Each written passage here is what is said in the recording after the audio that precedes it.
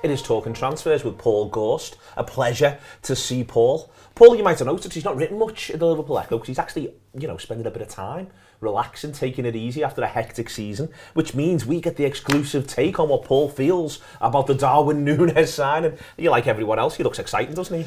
He does, yeah. It was one of those players that when Liverpool played Benfica, particularly in the second leg, I noticed loads of people on Twitter saying, this Nunez looks good, I wouldn't mind seeing him at Liverpool, and lo and behold, here he is. It's sort of come out of nowhere, hasn't it? I was talking to Gibbo on this show a couple of weeks back, and we were kind of umming and ahhing of who might be the Sadio Mane replacement, and I think one of the things we were saying was it's going to be a little bit of a shift in focus for Liverpool, for Klopp, going from a wide forward to, Mane's playing down the middle now, so they're probably going to be looking at a striker, and it was, well, who's that going to be? And Nunez is the main man, so yeah, possibly a club transfer fee, couldn't it? 64 million initially, and then if he hits the heights, then it's going to be an extra 21 million in add-ons, which is an incredible amount really, and that'll take him up to 85 million. So the hitting of the heights, I think, is dead interesting. It's, to me, there's a couple of things, like, for instance, we talk about incentivised contracts. So Sadio Mane is going to go to Bayern Munich, but there's no point, really, Bayern Munich putting an incentivised contract in around winning the Bundesliga. Yeah. The flip side is, there is a purpose to Benfica having if he hits all the heights and Liverpool win the Champions League, it's 85 million, because their point is, well, you've just been in a final, you've been in 3 more in the last 5 years. So you can understand why clubs are actually eager to put that incentive in, because they're probably thinking, these will get to another Champions League final with this fella playing for them. Yeah, well, I think it works out.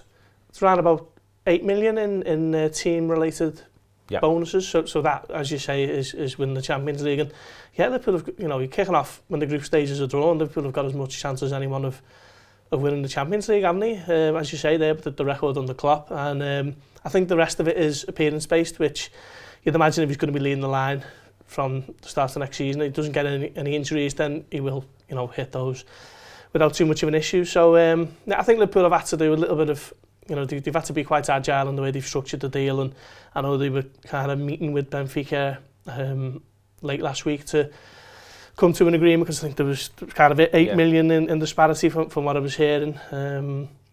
So yeah, I mean, it's a big feather in the cap for Julian Ward, isn't it? He's fresh into his new role officially, and he's bringing home the new number 9 for the next 10 years. Well, I think the next 10 years part, it's a 6-year contract, which is immense. You whack one extension in there, you're not far away from 10 years. If it goes well for them in Liverpool, we've seen in the past, they're happy to bring players in on, if I say not much money, we're talking like 90 grand a week, 100 grand a week on quite big fees. But I think the plan is, well, if you do well for us, then in year 2 or year 3, we'll extend and we'll hugely increase. So if he's got a 6-year deal, you've got to think that Liverpool are planning, it's the idea of, this fella will be playing for us for the next 8, 9, and as you say, maybe even 10. Yeah, well, if you look at Mo Salah's first season, by the end of that, he signed the new contract, which is currently the one he's on. Yeah. He's into the last 12 months of that. I think if Mane would have signed the new contract, that would be his 3rd one at Liverpool, and he's only been there 6 years. So, Liverpool do reward good play. Essentially, you look at last summer when they had all the Robertson, Firmino, Henderson, Van Dijk, Alisson, Trent Alexander-Arnold. So it's very much, if you prove to us that you're a star in the team, then we can talk again. And I think that's kind of what Liverpool do. I mean, the money now is the wages, isn't it? It's not so much the transfer fees. You look at the kind of the difference in the initial sums between Haaland and Nunez. Liverpool paid 13 million more, but Haaland's going to be on at least twice as much as what Nunez is going to be earning. Could be 4 times, I think. Easily, yeah. I mean, that's just a conservative estimate. But he's certainly going to be earning more, isn't he? And I think that nowadays with transfers, that the money is in how much they're earning per week. The way contracts seem to be sort of changing as well. There's an unbelievable, and it's worth checking, by the way, if you go onto Transfer Market, there's an unbelievable number of contracts that are up next summer. We focused a lot, obviously, from a Liverpool point of view on Salah, on Mane. We'll come back to Naby Keita in a minute. But I think it's remarkable, the number of how many contracts now are, with the way the wages are just getting run further and further down.